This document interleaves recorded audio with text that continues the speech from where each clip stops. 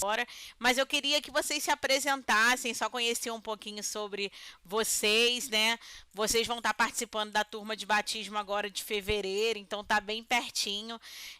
O nosso planejamento, só para vocês entenderem, é que a gente tem um encontro hoje, quinta-feira, amanhã na sexta-feira, e na próxima semana, segunda e quarta, vão ser 4 encontros, onde nós vamos passar as 8 lições, né, que é proposto para o batismo.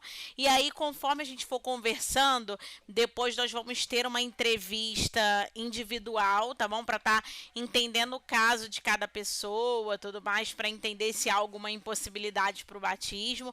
E depois a gente faz uma entrevista presencial lá no prédio do Plug, lá do lado da sede, tá bom? Com a pastora Ana Paula, para vocês também adquirirem a camisa do batismo para estar seguindo. Então, eu queria, Verônica, se apresenta, fala um pouquinho sobre a sua caminhada com Jesus.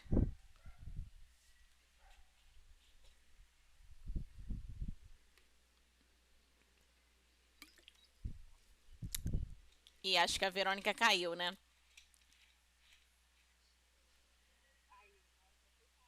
Não, sem problemas. Agora sim.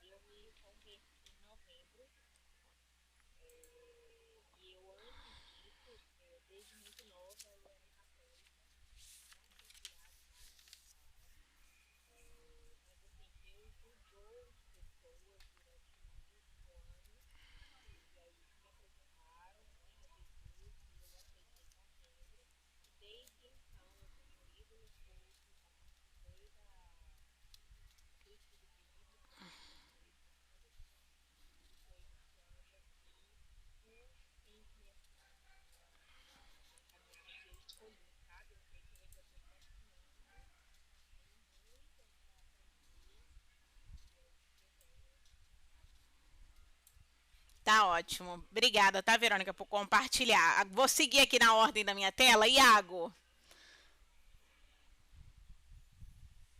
Oi, boa noite. Meu nome é Iago. Eu já fui frequentante da igreja há muito tempo, faz acho que uns 7, 8 anos mais ou menos. Não era batizado, não tinha aceitado Jesus ainda, somente a minha esposa que era batizada. Nós fomos namorados durante 12 anos, agora que a gente casou. Aí eu senti no meu coração que era o meu momento de fazer o meu relacionamento com Deus agora diretamente com Ele. Que eu Glória a sempre fez o meu Deus. casamento também com o propósito dele.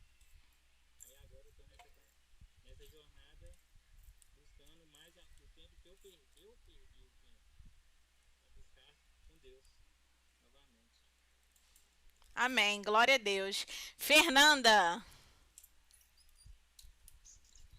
Boa noite. Eu conheço a Lagoinha, conheci a Lagoinha através do meu marido, há uns 17 anos atrás.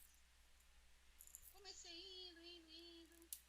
Aí fiz o curso de batismo, eu não era casada, não pude batizar, fiz o curso todo, aí fiquei muito chateada. E agora chegou uma hora, agora casei, graças a Deus. E chega uma hora que a gente tem que acertar a vida da gente, né? A gente tem que fazer as escolhas certas. E eu amo muito a minha família.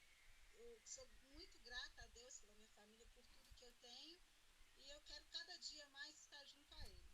Seguir a Ele, aprender cada dia mais essa caminhada que não é fácil. Mas é isso aí.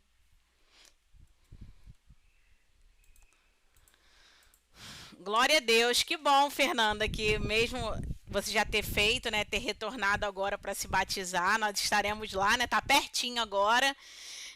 Então vai ser muito bom. Rafaela. Rafaela, você é a noiva do Paulo, né? Ah, ótimo. Então, boa noite.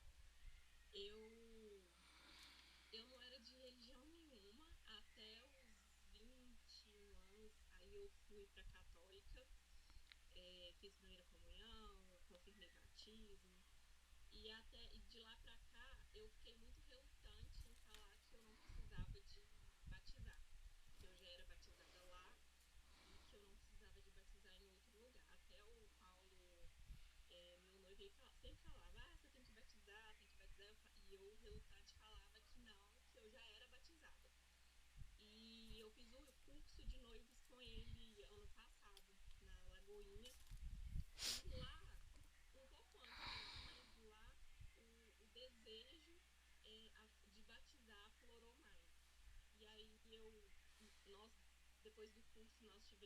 muito, tipo assim, muita guerra espiritual, muitas brigas, parece que veio tudo, né, pra atrapalhar.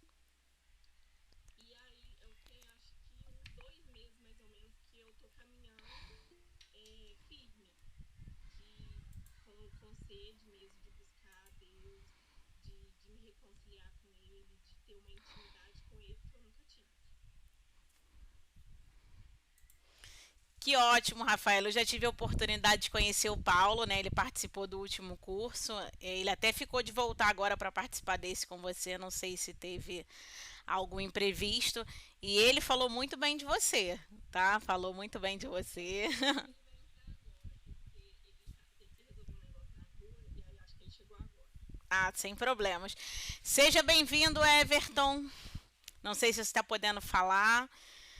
Nós começamos agora, tá? O pessoal está se apresentando. Tô sim, tô sim. Só acabei de tirar meu pequeno do banho aqui. Aí tô acompanhando aqui já, só peço mais uns minutinhos aí. Não, sem problemas, tá bom. Então, pessoal, só queria também aproveitar, né, a oportunidade. A gente vai estar caminhando aí nessas semanas e depois a gente vai se encontrar pessoalmente e me apresentar também para vocês. Eu sou Cláudia. Eu comecei a caminhar com Jesus aos 13 anos, convidada por uma vizinha. E foi muito maravilhoso, porque eu fui a primeira pessoa a ser alcançada no meu lar. E foi, assim, realmente um divisor de águas, né, na nossa vida como família. E eu fui caminhando durante muitos anos. Eu sou do Rio de Janeiro. E aí o que acontece? No final do ano retrasado, em 2022, em dezembro de 2022, Deus nos deu uma palavra para mim, para minha família. Eu sou casada, tenho uma filha, de nós virmos para Belo Horizonte. E nós vivíamos uma vida muito boa no Rio de Janeiro, nós tínhamos uma empresa. E Deus nos deu essa palavra para vir fazer o seminário Carisma, que é de lá da Lagoinha. E aí nós não hesitamos, nós recebemos essa palavra dia 29 de dezembro. E dia 23 de janeiro nós já tínhamos mudado. Vendemos carro, alugamos apartamento, desfizemos da loja e viemos. E aí muitas pessoas me perguntaram, né? E me perguntam até hoje, nossa, como que foi essa experiência? E eu falo para vocês que estão nesse caminho de batismo que se vocês tiverem a oportunidade, façam um carisma. Vocês que estão começando agora na caminhada, Iago, Verônica, Rafaela, que estão buscando se aprofundar, Fernanda, se vocês tiverem a oportunidade, façam, porque realmente é um divisor de águas. Se vocês entendem que tudo aquilo que Deus vai fazer na nossa vida é só através do conhecimento que nós temos dele, sabe? Quando nós somos crianças, às vezes a gente vê uma criança, ela tem muita energia para muita coisa, né? Muita energia, mas ela não tem nem o recurso e nem a sabedoria.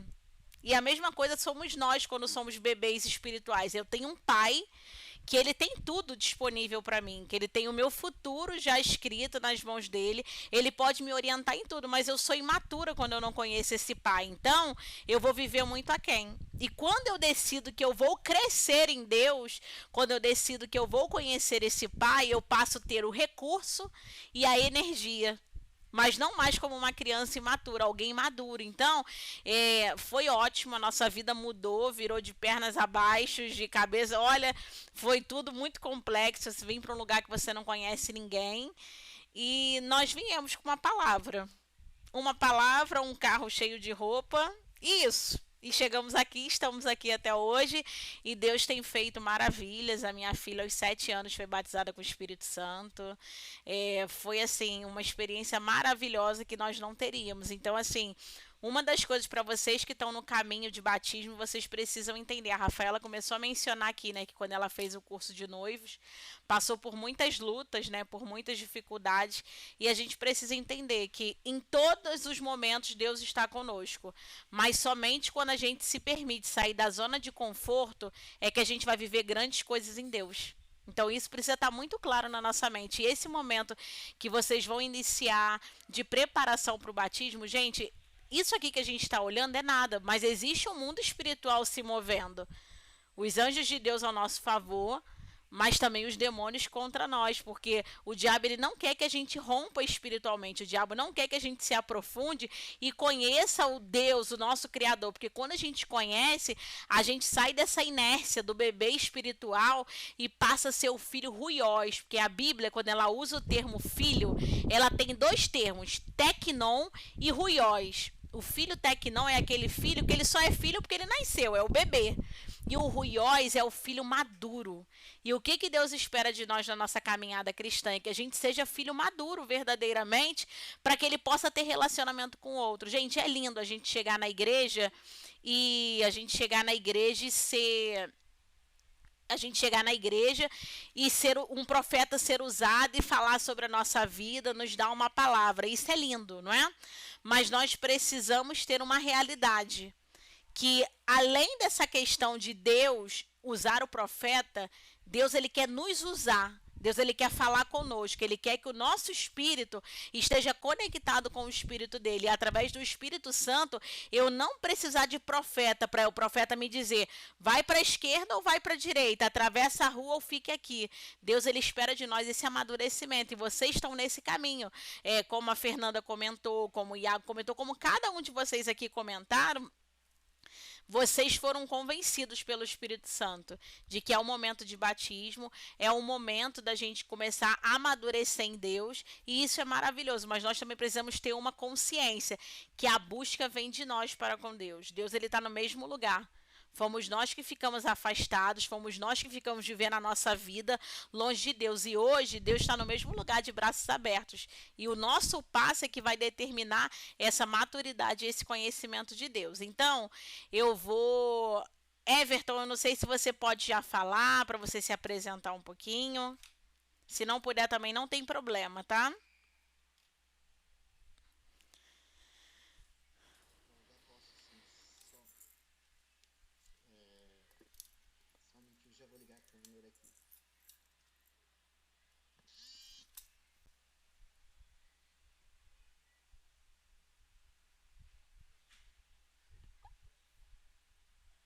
Tudo bem? Tudo sim. Sou o Everton, marido da Verônica.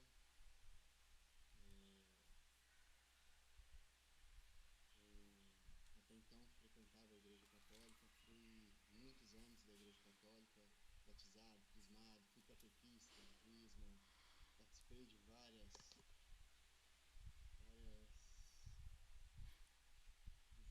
dentro da igreja. Só que um certo tempo eu me afastei, agora há pouco tempo tentei fazer essa retomada, só que eu já não sentia, eu tenho aquela ligação direta com Deus, meu papo todos os dias, nunca deixei isso, mas o ritual da missa em si, aquela coisa assim, já não me tocava mais. Então, aí a Verônica recebeu um convite para ir à igreja, para Lagoinha, e eu resolvi aceitar com ela, e fui junto e senti de novo aquele fogo, aquele queimar, aquela coisa que eu sentia lá atrás. Então, foi que eu resolvi ir na caminhada, estou aos poucos ainda, não minto, estou me adaptando ainda, mas o agir de Deus ele é maravilhoso e eu sinto ele a cada dia mais e mais. Então, é isso. Amém, glória a Deus. Obrigada, Everton, por compartilhar. Paulo, boa noite. Seja bem-vindo. Tá fechado o seu microfone. Se você quiser falar um pouquinho aí para o pessoal que não te conhece ainda. Boa noite, meu nome é Paulo, sou noivo da Rafael.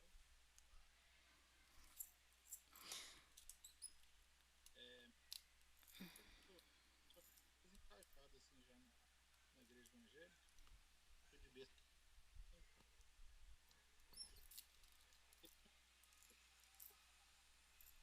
Louvor, quanto nos projetos. Depois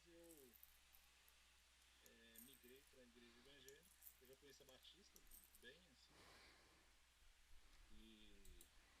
E nós estamos numa ideologia, eu e a Rafaela, de né? E uma libertação espiritual. Nesse sentido, acho que o primeiro passo mesmo é o batismo. Então, para a gente ter um preparo para o nosso futuro casamento aí, eu creio que tem que estar dentro desses preceitos, né?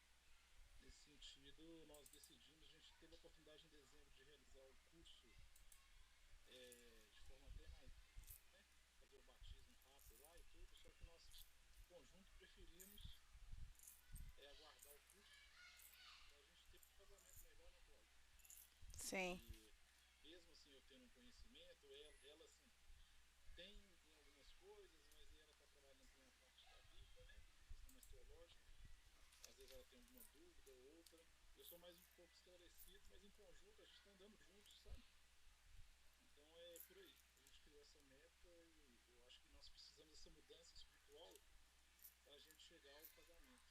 E casar também da forma que ou ela, né, está ou que eu esteja, eu também não vou negar, né? Eu sou cristão e tudo, mas assim, vim do mundo, né?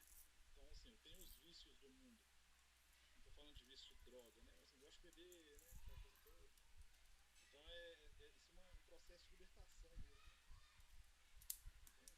Então a gente está nesse processo e para a gente é uma oportunidade de libertar tudo. Não, com certeza. Não, isso é ótimo e glória a Deus por isso.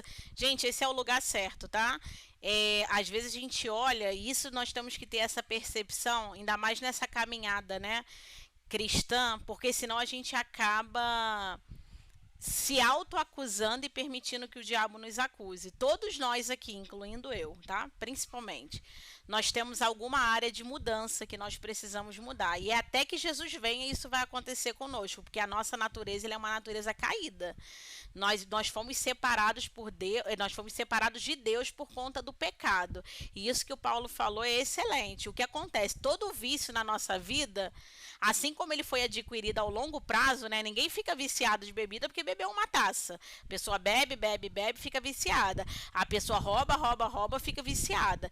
Então, nenhum vício é adquirido de uma hora para outra. E ele também não vai ser deixado de uma hora para outra. O processo de libertação, como o nome já diz, é um processo.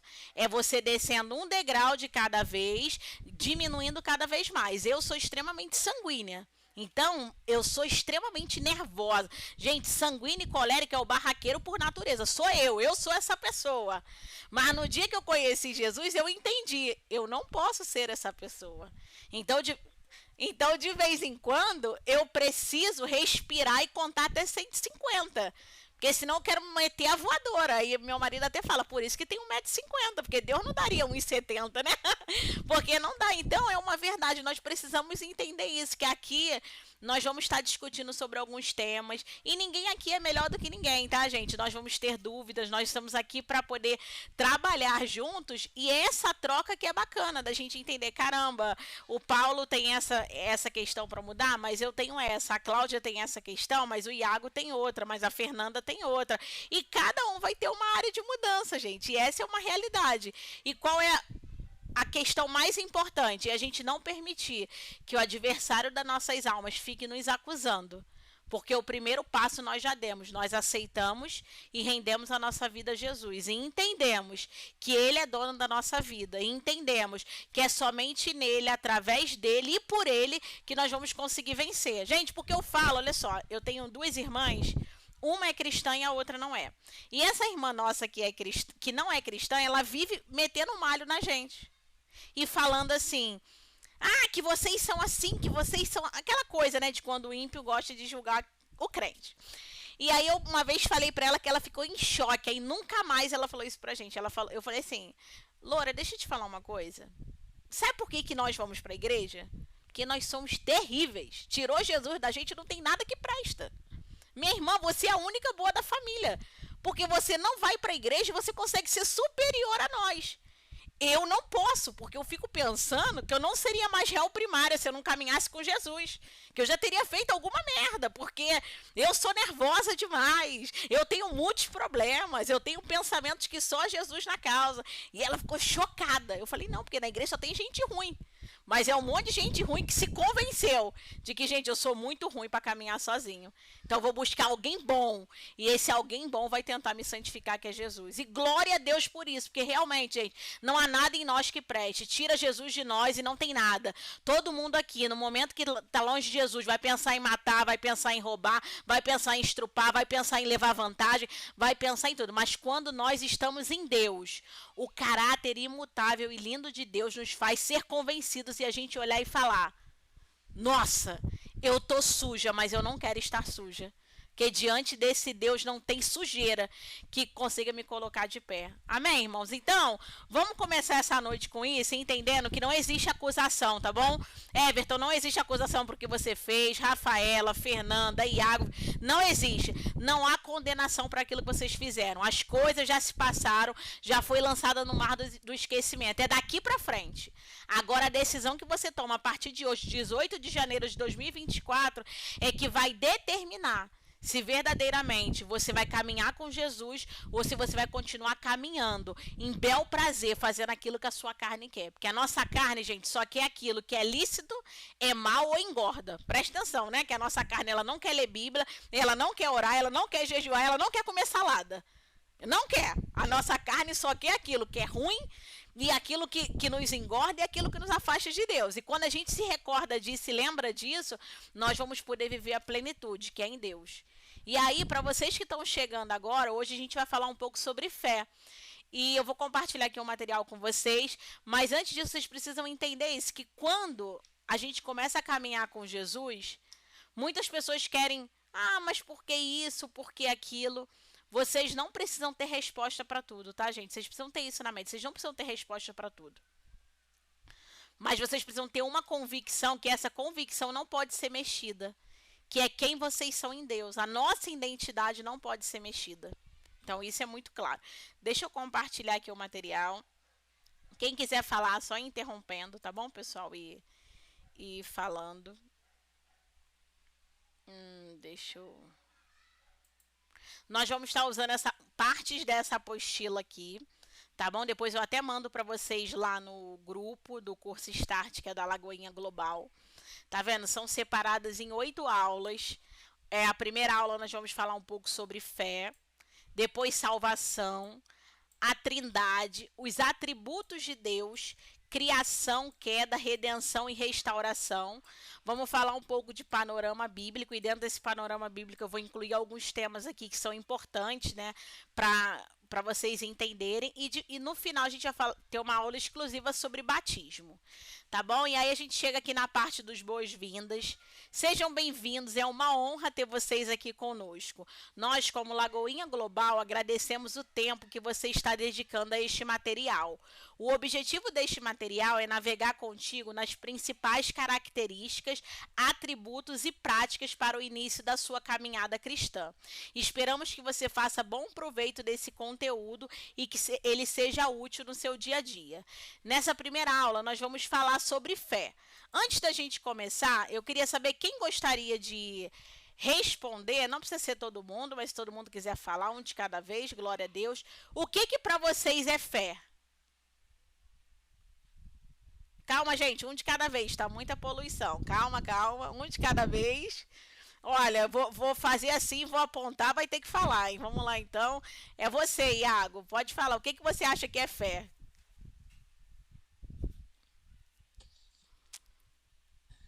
Para mim, eu acho que fé seja acreditar que tudo vai se resolver, mesmo no meio da tempestade.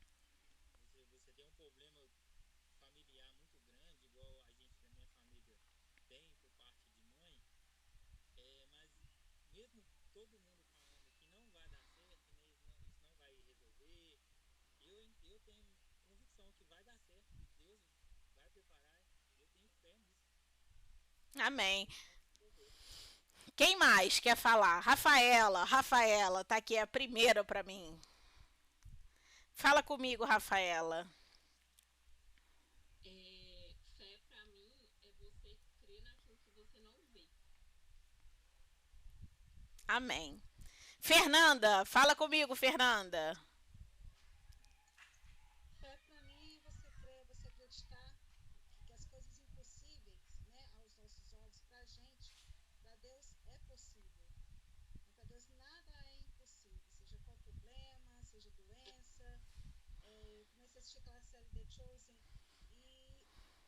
sempre com a minha filha, filha, o ar que a gente respira é um milagre, a gente está vivo é um milagre. Então eu ensino ela que a gente tem que crer. Você quer agradecer a Deus pelo que a gente tem e crer que as coisas, se estiver passando por um momento difícil, igual quando ela adoece, filha, ora que Deus cura, né? Então fé é você acreditar, né? Igual fala da Bíblia, acreditar é como se as coisas não fossem, como acreditar nas coisas. Ih, esqueci, embolei. Mas tem aquele lá, você acreditar nas coisas que não são como se já fossem, né? Amém. Você acreditar. Fé é você acreditar pra mim. Amém. E você, Verônica?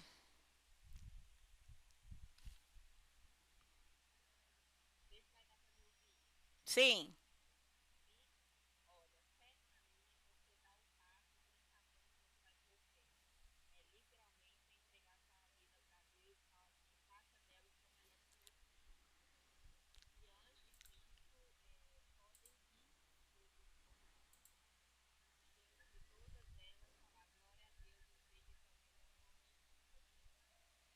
Amém. E você, Everton? Eu não sei se o Everton fechou, se está ocupado, não tem problema, tá? Mas se você puder falar, Paulo, você quer contribuir? Everton? A fé para mim é acreditar, é confiar, aquela confiança cega mesmo, se entregar de verdade. Amém. E você, Paulo? A fé para mim é você ter um embasamento, né, inicialmente nos planos de Deus, né? Esse é o princípio de tudo. É você focar o verbo, né? Não tem que é um verbo. O verbo é Cristo. Primeiro é mudança de caráter nesse sentido. Então aí você já colocou seus planos diante das promessas de Deus, dos planos deles, que são maiores que o seu. Então você já ter fé nisso. Os passos deles são melhores que o seu, né? Deixar ele coordenar tudo. Mesmo que hoje você tenha tudo ou amanhã não tenha nada, no final o plano dele é melhor que o seu. Então Amém. depois vem as outras etapas. Amém. Glória a Deus. Gente, agora quem aqui tem alguma experiência de fé que gostaria de compartilhar? Tem alguém que gostaria de compartilhar? Então eu vou compartilhar aqui, tá? Vai que vocês fiquem inspirados. O que acontece? Há 8 anos atrás aconteceu um episódio muito peculiar aqui na nossa vida, né? O que acontece? Eu estava gestante e já estava para nascer, né? A Mariana ia nascer no dia 22 de junho. Isso foi 17 de junho. Eu estava num dia normal, trabalhei, fui pro escritório, fiz tudo que eu tinha que fazer. Ela ia nascer dia 22, estava agendada, então era um dia normal. Voltei para casa passando muito mal, assim, umas coisas de grávida, né? A pessoa tá no final, tá inchadérrima, aquela coisa. E passei a noite toda acordada, meu marido saiu para trabalhar. E quando ele chegou, eu estava desmaiada em casa. E ele ficou desesperado, sendo que uma semana antes ele tinha dado PT no carro. E assim, então foram muitas coisas. Uma semana antes ele deu PT no carro, meu marido era alcoólatra. E Jesus libertou a vida dele. Hoje ele é um servo de Deus e a gente consegue, através do testemunho dele, nós conseguimos ministrar muitos amigos dele, muitas pessoas familiares, porque verdadeiramente ele era um alcoólatra, não é alguém que bebia, era um alcoólatra. E ele ficou desesperado porque não tinha carro para me levar pro hospital, ligou para um amigo meu, o amigo foi lá, me pegaram, me levaram pro hospital.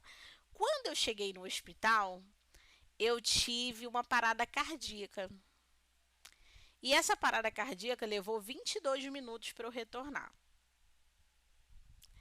Quando eu retornei da parada cardíaca, eu fiquei 8 dias em coma. E os médicos, nesse período de coma, quando ele perguntava uma posição, diziam, olha, a gente não tem como dizer nada, porque a gente não sabe como ela vai voltar. E ele disse, não, ela vai voltar bem, 100%, ela é saudável. E os médicos falaram, a gente não tem como te falar. Sendo que ele estava no início da caminhada com Jesus. Foi bem no início. Mas ele se apegou àquela fé. Vou até dizer assim, entendam muito bem isso que eu vou falar para eu não ser mal julgada. Aquela fé ignorante, sabe? Quando a pessoa não conhece nada de Deus, mas ela se apega a alguma coisa que ela acredita. Não, mas ela vai ficar bem. E aí, quando eu tive essa parada cardíaca, o médico falou: vamos ter que tirar o bebê, porque o bebê tá sem batimento. Mas e o bebê? Não, a gente não sabe se o bebê vai ter algum problema, né? Alguma coisa por causa de muito tempo sem oxigenação. Tiraram a bebê. A bebê nasceu 200 por hora, ó. Hoje, minha gente, tem que mandar ficar quieta. Só Jesus. 100%. Mas eu fiquei lá, em coma, e o médico falou: olha, a gente não sabe. Mas ele se apegou, gente, àquela fé, mesmo sem conhecimento. E ele colocou aquilo dizendo: não, vai dar tudo certo. E o que aconteceu? Passou os 8 dias, eu acordei do coma, sem saber falar e sem saber andar. Por causa de muito tempo da parada, teve muitos problemas, né? Aqui dentro na cabecinha, mas eu fiquei normal. No geral, eu fiquei normal, né? É porque mulher nunca é 100%, mas no geral eu fiquei normal. E aí, esse é o maior exemplo que eu tenho de fé, assim, na minha própria vida. Claro que a gente tem muitos testemunhos que a gente ouve, mas eu tô falando da minha própria vida, foi esse. Que mesmo meu marido, sem conhecer muito da Bíblia, sem conhecer nada na época, hoje ele conhece, mas sem conhecer nada da Bíblia, ele se apegou àquilo que ele podia acreditar. Um Deus que, se ele mata e ele dá vida, ele pode curar alguém, ele pode libertar alguém. Então, realmente, juntando isso tudo que vocês falaram, a fé, ela é a certeza daquilo que esperamos e a prova das coisas que não vemos. Então a gente não pode limitar a nossa fé, gente, unicamente no conhecimento que a gente tem da Bíblia.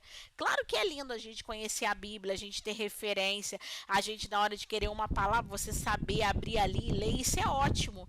E eu faço total apologia a isso, a pessoa estudar, a pessoa fazer um seminário, como eu falei aqui no início sobre o carisma, que eu super recomendo, mas a nossa fé não pode estar limitada no nosso conhecimento, porque até um mestrando em teologia, ele não vai saber tudo da Bíblia. Porque a Bíblia não é um livro como qualquer outro, né, que a gente use. A Bíblia, ela tem um fator que diferencia. Ela é o único livro que, quando a gente lê, o autor está do nosso lado. Então a gente precisa ter esse conhecimento, que quanto mais eu me aprofundar em Deus, em oração, em jejum, em leitura da palavra, mais eu vou conhecer esse Deus. E como que a minha fé é fortalecida? No momento que eu conheço quem é esse Deus. Então, eu motivo a vocês hoje, se vocês ainda não têm essa prática. Gente, vamos lá, a gente está aqui, não é julgamento. Quem aqui lê a Bíblia todos os dias? Quem aqui ora todos os dias? Então vamos fazer aqui uma meta. Quem não lê a Bíblia ainda todo dia, um capítulo por dia, glória a Deus. Eu vou mandar para vocês lá o plano de leitura anual desse ano de 2024.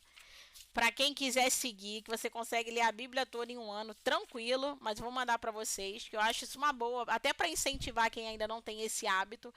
Mas isso é importante. Gente, a fé, ela vem pelo ouvir. E sabe o que acontece? Quantas pessoas você conhece que é aquela rádio tragédia, sabe? Aquele tipo de gente que você senta do lado, socorro Deus, tu fala, pelo amor de Deus, essa pessoa queimou minha energia, 10 minutos com ela. A pessoa é rádio tragédia, porque a pessoa fica o dia inteiro ouvindo da Atena, matou 51, caiu 37, bateu 38 carros. Gente, pelo amor de Deus. Pelo amor de Deus, não, socorro, Pai. Como que a nossa fé vai ser estabelecida você assistindo Rede Globo o dia inteiro só com tragédia, roubo e crise econômica? Gente, nós vivemos pela fé. Não existe crise no reino de Deus. E quando existe, existe um propósito por trás da crise. Porque Deus, ele não dá viagem perdida. Então, a gente tem que alimentar os nossos ouvidos daquilo que traz fé. É pregação, é louvor, é palavra, é coisas que vai edificar a nossa fé. Então, ai, Cláudio, me dá uma receita mágica. Para de assistir essas notícias horrorosas. Para de ficar vendo esses Instagram de fofoca e vai botar a palavra de Deus. É versículo, é vídeo, é tudo. Porque aí você vai começar a ser motivado a tua fé crescer. Amém, irmãos? Então, vamos lá. Vamos ler aqui, então. A palavra fé tem uma proporção de significado muito grande, apesar de quase comumente ser usada apenas no âmbito religioso. Porém, quase tudo na sociedade se baseia nas chamadas relações fiduciais. Ou seja, desde o ato de passar o cartão de crédito e crer em um sistema financeiro e de telecomunicações de que seu dinheiro está no banco, até todo um procedimento de cirurgia que requer crença no conhecimento da equipe médica. De maneira geral, o conceito de fé pode ser utilizado nas religiões em geral, mas é a forma como a relação com a divindade se dá e de que faz toda a diferença. Aliás, a grande diferença das religiões monoteístas está aí, pois a fé denota uma relação pessoal, ou seja, Deus é um ser relacional, ele é uma pessoa. No cristianismo, ainda, a fé não é tratada como uma força ou poder interno. A fé não nasce por vontade do ser humano. Devemos entender que ela é um presente, um dom da parte de Deus, que para aqueles que querem se relacionar com ele, assim como está escrito em Efésios 2:8. Olha o que está escrito. Pois vocês são salvos pela graça, por meio da fé, e isso não vem de vocês, é dom de Deus. Em Colossenses 2, do 6 ao 7, está escrito: ora, como recebeste Cristo Jesus, o Senhor, assim andai nele radicados e edificados e confirmados na fé, tal como fostes instruídos, crescendo em ações de graça. Por esse texto, temos claramente a percepção de que a fé, além de estar presente no início da caminhada cristã, está também presente ao longo de todo o caminho. E mais ainda, a fé nos é apresentada como raiz e fundamento de nossa relação com Jesus. Recebemos Cristo pela fé e nos relacionamos, vivemos nele, somos plantados nele. Nosso fundamento é nele. Tudo que é feito nele é também pela fé. Gente, olha só. Vocês acreditam que tudo que a gente faz, no fundo, até o ateu tem que ter fé? Por quê?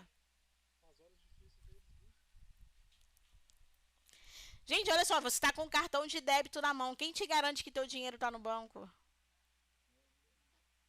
Não é verdade? Então a gente tem que ter essa questão muito clara, que a fé ela é confiança. Todo mundo confia em alguma coisa. Se a gente não confia em Deus, nós estamos confiando em alguma coisa. O problema é que estamos confiando em alguma coisa que não tem fundamento. Entende? Então, ó, a palavra fé no grego é pistes. Essa palavra varia seu significado de acordo com o objeto da relação. Quando ela estabelece uma relação do homem para com Deus, o significado apresentado é de confiança. E quando ela apresenta a relação de Deus para com o homem, seu significado se altera para fiel, confiável e leal. Mas em quem confiamos? Não há espaço, nesse caso, para confiar na própria fé. Minha fé move Deus, vou utilizar a minha fé. O objetivo da nossa fé é o próprio Deus e não nossa fé. Logo, nossa fé é um primeiro momento, é o reconhecimento de que Deus está presente e da realidade de seu amor. Quando dizemos que confiamos em Deus, temos que ter em mente que isso tem a ver com Ele mesmo, com o seu caráter confiável e sua lealdade. E o fato de Deus ser confiável faz com que tenhamos a certeza de que a sua palavra também seja confiável. Gente, eu queria fazer uma pergunta aqui. Quem acredita que tem alguma coisa na Bíblia que não é 100%? Assim, Cláudia, eu tenho dúvida sobre esse ponto na Bíblia. Eu não acho que esse ponto na Bíblia seja 100% não. Tem alguma coisa aqui que vocês pensem sobre isso? Eu tenho. Qual? Eu tenho sobre a questão da maçã, né? Porque muita gente interpreta a Bíblia e não entende os sentidos. Às vezes muita coisa dá sentido, ilustrando um sentido figurado. Então quando fala assim, Adão e Eva foi lá e comeu a maçã e é influenciado pela serpente, eu vejo que a maçã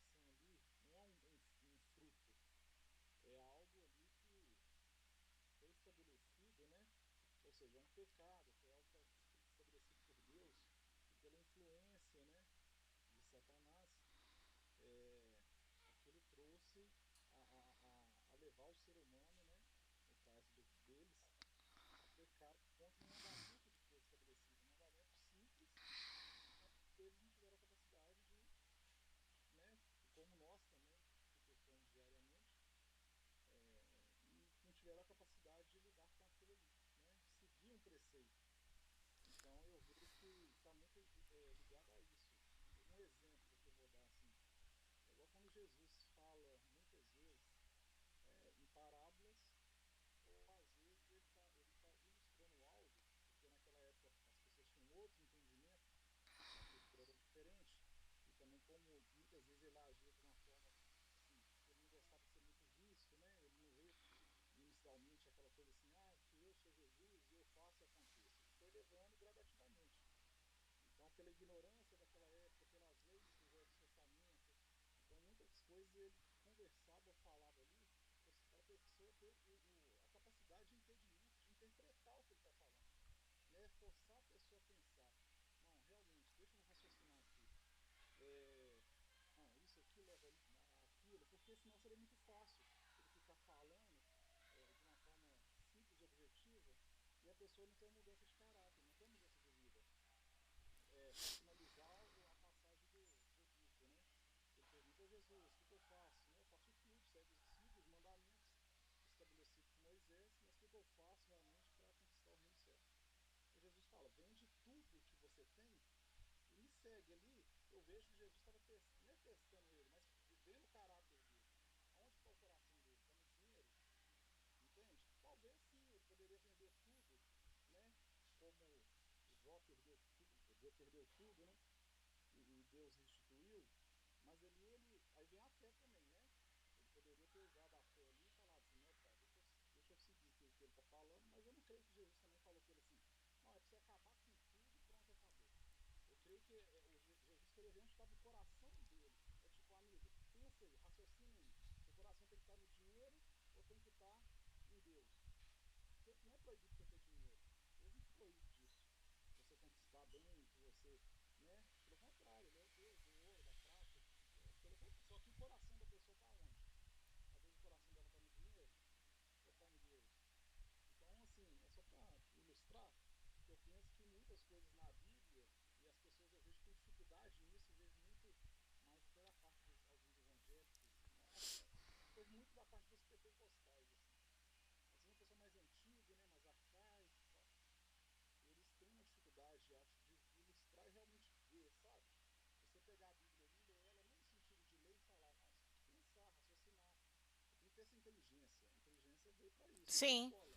Exatamente. E não só isso, o que acontece, Paulo? Quando a Bíblia fala sobre o fruto, ela não fala exatamente sobre uma maçã, tá, gente? Isso é coisa. Ela fala de um fruto.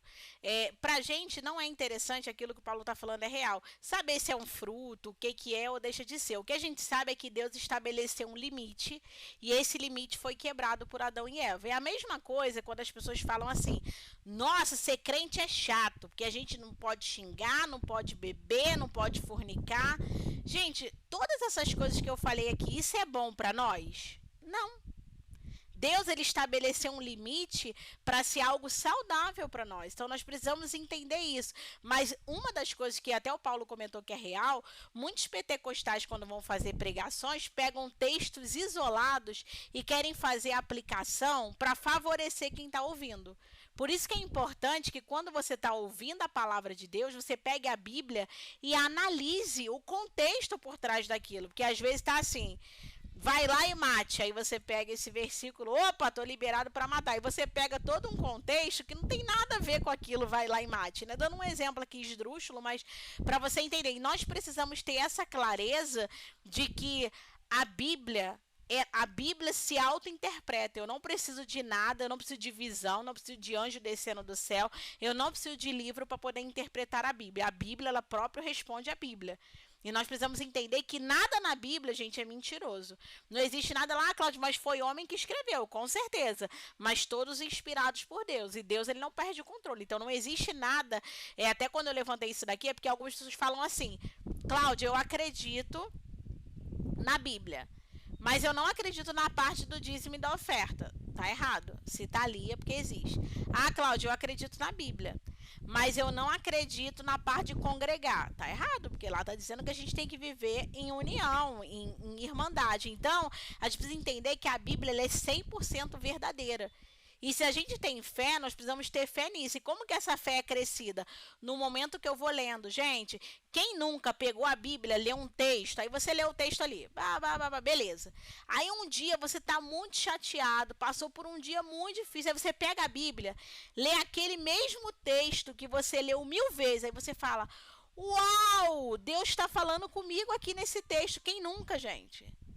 Por quê? Porque é uma Bíblia, é viva, é uma palavra viva. Essa Bíblia ela vai falar com você hoje, amanhã, depois de amanhã e até Jesus voltar. Amém? Então vamos lá. A confiança trará outro aspecto para a nossa vida, que é a desistência de fazermos algo a nosso favor. Com nossa mente caída, sempre pensamos que temos que fazer algo para merecermos a Deus. Mas com a relação é de confiar na obra e nos méritos de Cristo, isso significa que temos que desistir da ideia de fazer por merecermos as bênçãos de Deus. E essa desistência de nós mesmos será aquilo que chamamos de autonegação ou arrependimento. Então, esse entendimento da virtude da fé nos levará a questionar: como sabemos que temos fé ou não? Não devemos nos questionar se temos fé ou não, no sentido de nos examinarmos. Como disse Charles Spurgeon, eu olhava para Cristo e a pomba da paz voava ao meu coração. Olhava para a pomba e esta ia embora novamente. Ou seja, não é a fé em si mesma que importa. O que importa é o que Deus nos apresenta. Assim, se quisermos saber se temos fé, devemos avaliar se confiamos que Deus nos apresenta. Não podemos fazer nada, mas Ele mesmo tomou a iniciativa de romper todas as barreiras e nos alcançar em fé. Se confiamos nisso, nós temos fé. Gente, olha só. O que é importante nós entendermos? Quando nós falamos sobre fé, a gente precisa entender que fé não é um sentimento, sabe? Aquilo, ai, nossa, eu tô sentindo aqui, olha, um negócio. Gente, isso não é fé. Isso é você estar apaixonado, você estar feliz, mas isso não é fé. A fé é uma prática cotidiana.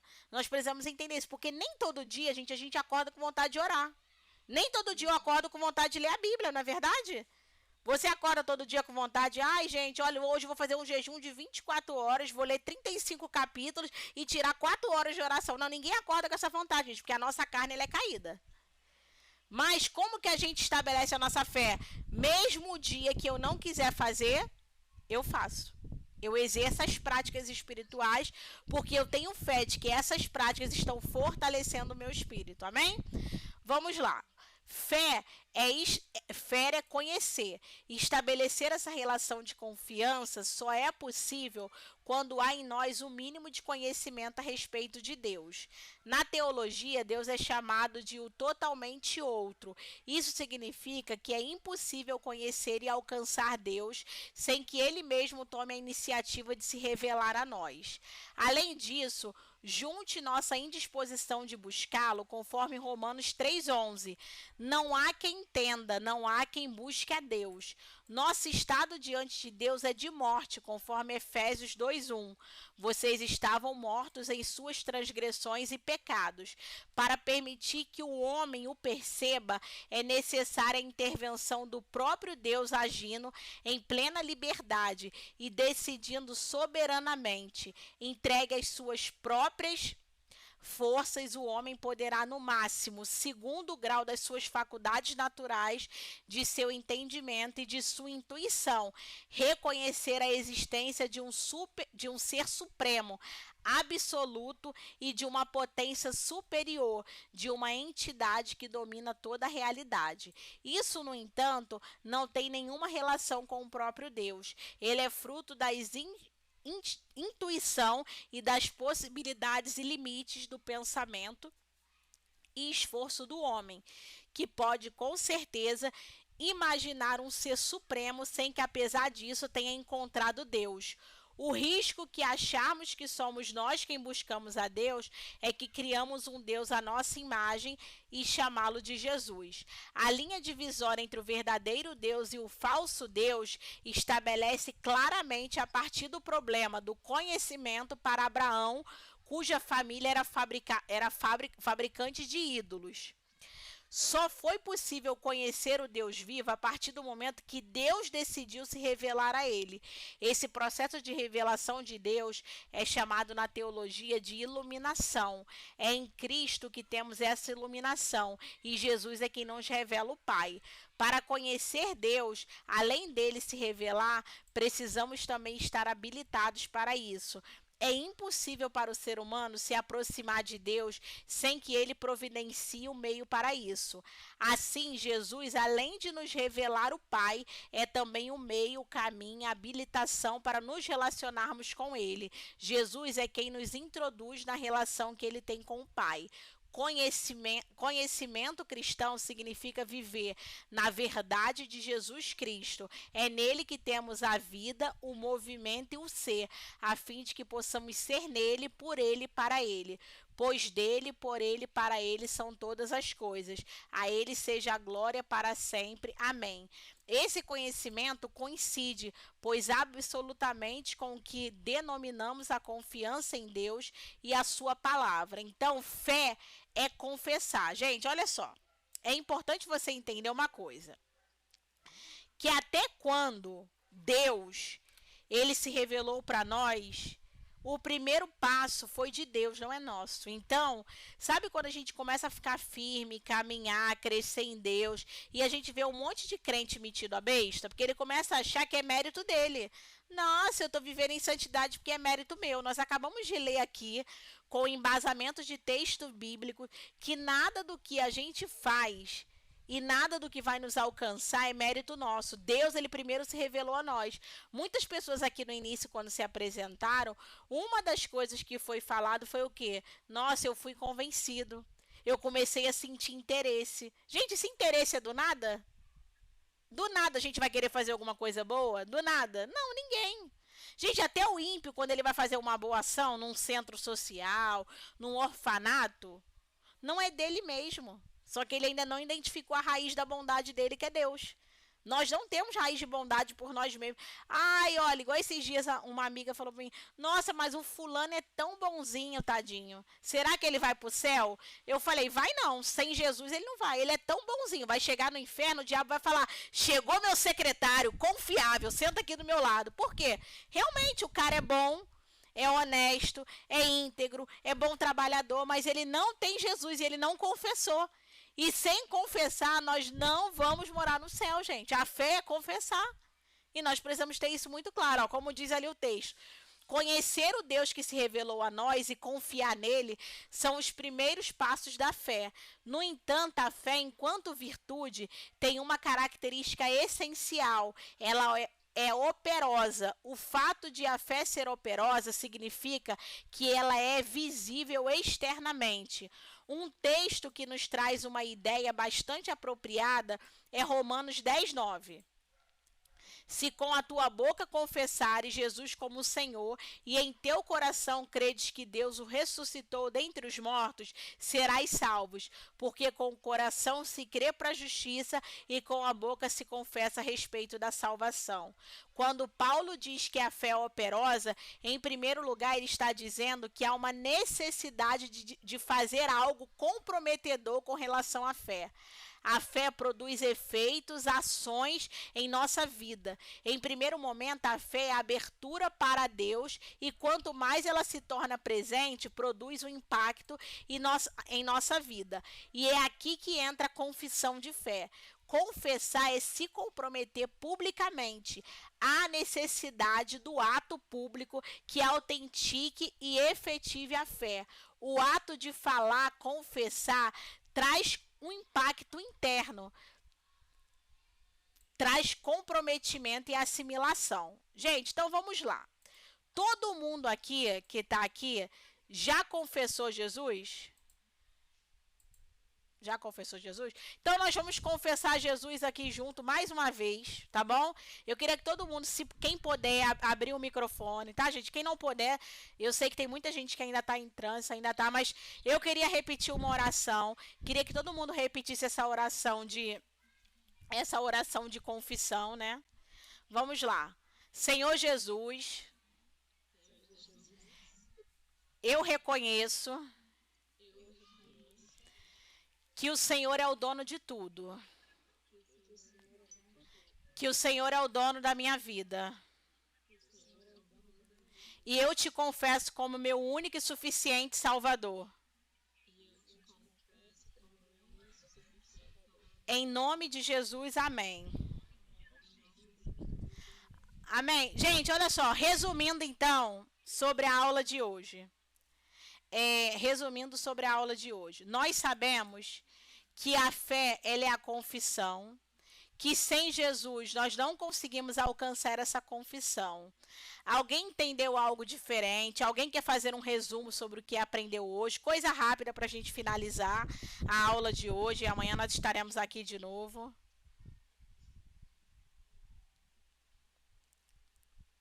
Tranquilos? Pode falar, Fernanda. Deixa Deus te usar.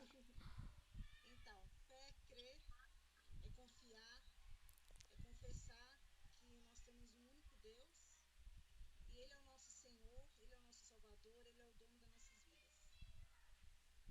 vidas. Você, Rafaela. A fé e Deus é tudo.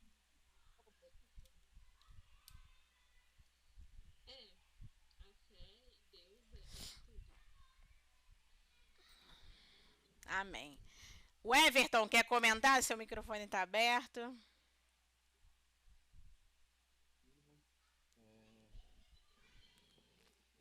Pode passar. Tá ótimo. Então, gente, eu vou estar orando para finalizar. Amanhã nós estaremos aqui no mesmo horário, tá bom? Pra gente estar dando prosseguimento. Eu vou estar colocando para vocês o plano de leitura agora do mês de janeiro, bíblico. Eu incentivo vocês a realmente estarem se aprofundando nessa fé. A gente só vai se aprofundar por ouvir. Não é ouvindo da Atena, morreu 35, bateu 42 carros, tá? Por favor, hein? Pelo amor de Deus. Vamos ler a Bíblia, vamos ouvir pregação, vamos ouvir louvor, pra gente ter a nossa fé estabelecida, tá bom? Deixa eu orar aqui por vocês. Pai, nós te agradecemos, Jesus, por essa noite. Senhor, nós honramos o teu nome, Deus, porque até aqui o Senhor tem nos ajudado. Assim, Deus, como nós, Deus, começamos essa aula orando, estamos terminando orando, porque nós entendemos, Pai, que como prática da nossa fé, a nossa oração é o dependenciômetros, e quando mais nós dependemos do Senhor, mais nós oramos, e por isso nós rendemos graças a Ti. Pai, toma a vida da Rafaela nas Tuas mãos, toma a vida do Paulo, a vida do Iago, a vida do Everton, da Verônica, da Fernanda. Senhor, guarda os Teus filhos, Senhor, que esse conhecimento, Senhor, ele não seja meramente intelectual, Senhor, ele não seja meramente, Senhor, um conhecimento teórico, mas Espírito Santo, nós reconhecemos que se não for a Tua mão poderosa, Senhor, avistando, Senhor, os Teus filhos e germinando essa semente do conhecimento para que ela vire uma semente e possa crescer, Senhor, será apenas, Senhor, um conhecimento intelectual. Então, Pai, nós te damos liberdade para que o Senhor venha alcançar o nosso coração e venha trabalhar na nossa vida. Assim nós oramos e te agradecemos por essa noite. Nos dê um restante de noite abençoado para a glória do Teu nome, em nome de Jesus. Amém. Amém, irmãos? Graças a Deus. Até amanhã.